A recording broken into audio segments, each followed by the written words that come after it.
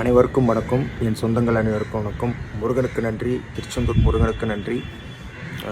எப்படி ஆரம்பிக்கிறது இந்த பதிவு? முக்கியமாக இந்த காணொலியை, இந்த வீடியோவை முழுசாக பாருங்கள்.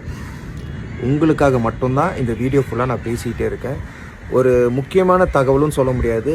இது நம்ம மக்களுக்கும், முருக பக்தர்களுக்கும், அனைத்து மக்களுக்கும், தமிழர்களுக்கும் ஒரு முக்கியமான இந்த பதிவில் ஒரு விஷயம் ஒன்று இருக்குது. தயவுசெய்து இதை முழுமையாக பாருங்கள்.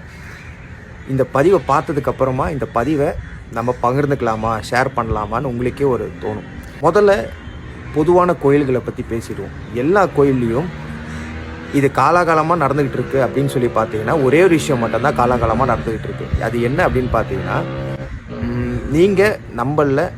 நீங்கள் எத்தனை பேர் யோசித்து பார்த்துருக்கீங்கன்னா, சிந்தித்து பார்த்துருக்கீங்க. என்ன அப்படின்னு பார்த்துருக்கீங்கன்னா, நம்ம எப்போயுமே கோயிலுக்கு வெளியில் தானே இருக்கோம்.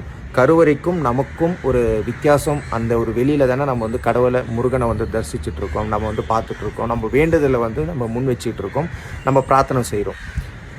இந்த பார்ப்பனர்களும் இந்த பிராமின்ஸும், முக்கியமாக சொன்னோன்னா உங்கள் எல்லாருக்குமே தெரிய மாதிரி, பிராமின்ஸ் குருக்கள் சொல்லுவாங்க இல்லைங்களா, ஆச்சாரர்கள், பிராமணர்கள், இவங்க மட்டும் எப்படி கருவறைக்குள்ளே மட்டும் போகிறதுக்கு அனுமதி கொடுத்துருக்காங்க? இது யார் அனுமதி கொடுத்துருக்காங்க? நம்ம வணங்குற முருகப்பெருமான் அனுமதி